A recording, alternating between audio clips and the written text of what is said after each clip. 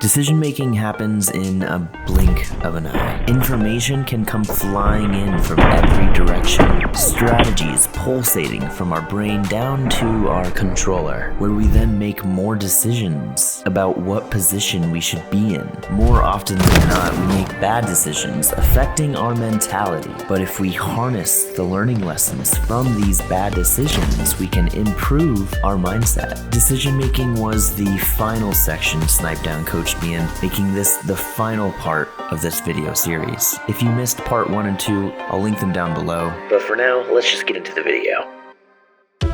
There were 4 sections of decision making that we focused on, and section 1 was on information. So the first part of the information section was understanding fights and all of the different cues that come into each one, from enemy locations, teammate locations, comms, pings, environmental cues. There's a lot to take in, especially in a single game. But when you look at it from a high level, that's 5 different things to focus on. Simplify your gameplay by only focusing on one of these things over the span of 5 games. Eventually, you'll get better at noticing, let's say, your teammate positioning, so then you can focus on a different aspect of your gameplay that is more of a weak point. The next aspect of information and understanding fights was capitalizing on information. See, in order to get the most out of every game, you need to get the most out of every life. Snip3down and other top players do this by looking at each situation as a game of percentages. Understanding when you need to play conservatively if you're outnumbered is just as important as communicating to your team to play aggressively against the enemy if they're outnumbered. It's not always about seeing every fight to the end, but instead playing your life to the maximum capacity, therefore maintaining pressure on your opponents. The final section on information talked about comms. See, good comms don't tell the whole story because the whole story isn't important. You only need enough of the story to understand the main picture. So try to be concise with your callouts and focus on making them of high value. For example, some of the most important comms that Snip3down says are the number of enemies alive or dead, what spawns are blocked, how long until the opponent spawns. See, comms shouldn't stop when you die. If the enemy that killed you is still alive in your death cam, make sure you're communicating to your team how much life they have and where the enemy is going. Remember, your death cam will follow the opponent that killed you, even around walls. Use this to your advantage.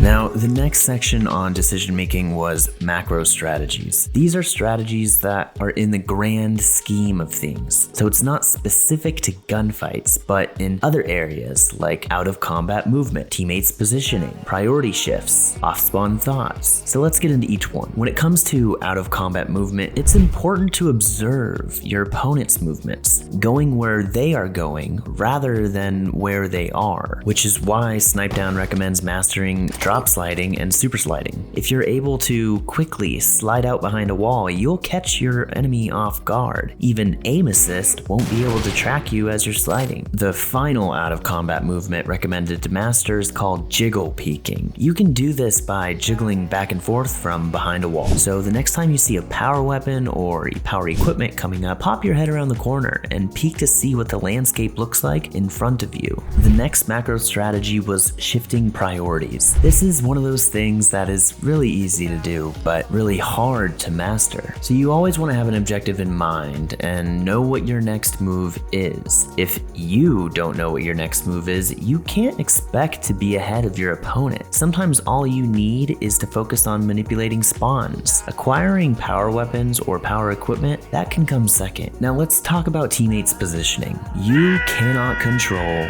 when one of your teammates puts themselves in a bad situation, but being able to put continuous pressure regardless of how much health you have is what separates good teammates from the great teammates. It's important for you to be able to absorb pressure as well so that your teammates could push in to help you. A common strategy here is the bait and switch. If you see your teammate about to put pressure from one direction, take the extra second to get a micro flank on the opponent as opposed to approaching the enemy from the same direction. Remember, they can't aim at 2 people at once. These small differences make a huge huge impact if you apply them during every game. The final macro strategy Snip3down talked about was off-spawn thoughts. When you die, you have 8 to 10 seconds depending on what game type you're playing. In that span of time, you should be answering these 4 questions so you have a plan before you spawn. Where are your teammates? What's the state of the objective? Are there any holes in your team's line that you can fill? What does your team need most as you are spawning?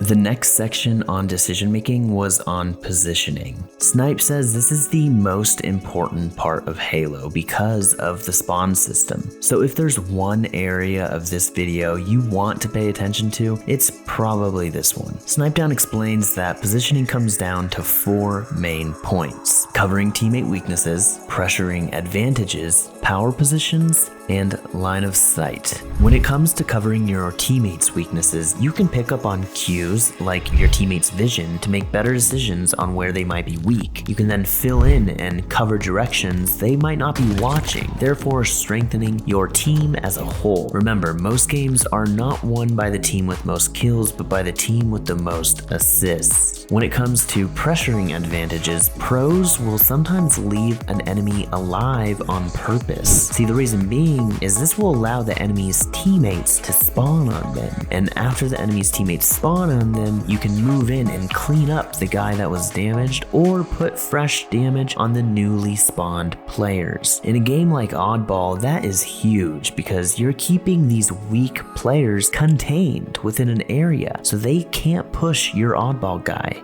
The next area on positioning Snip3down talked about was power positions. Now, these exist on every map and typically include areas of height as well as areas that have good sight lines. Controlling these areas allow you to have the most impact on the player traffic that comes to you. It's important to note though that you have to be willing to leave your power position. Otherwise, you could block spawns by over anchoring, which I covered in part 2. So when you notice your team pushing ahead, it might be time for you to follow them, even if you are in a power position. The final area we worked on when it comes to positioning is line of sight. You can gain a lot of information from just observing. When you notice where your teammates are, you can then figure out where the opponents are spawning. And if you maintain that line of sight, you'd be surprised how many kills or assists you can get through pings and just damage. The final section that Snip3down coached me on was mentality and mindset. It's important to have a growth mindset when it comes to playing ranked Halo. Before you load into a game, make sure you have an objective. Maybe you've been getting caught in 1v2s. Then try and focus on being near a teammate that can help you. Or perhaps you haven't been able to control power weapons or equipment, and make your objective controlling the areas that contain those power weapons or equipment. Now, starting strategies are very important too. You want to have a plan if you win the initial engagement and if you lose the initial engagement. First things first, don't get tilted, don't get toxic. Stats don't always tell the whole story. You might start off 0-4, but your positioning and assists might tell a different story. So instead of complaining, just try and think of ways you can contribute to your team, like focusing on the objective or providing solid comms. One of the best things you can do when you're trying to improve in anything is have the 1% mentality. Look, you're not going to become the best overnight, but if you just focus on improving 1% each day, you're guaranteed to see some results. The best way to do that and take bigger strides is to review your own gameplay. The more humble you are about making mistakes, the quicker you will learn from them. Which is why I made videos on each objective game type and the potential mistakes you can make. So if you want a short, funny, and informative video, you're going to want to watch this video on oddball mistakes here.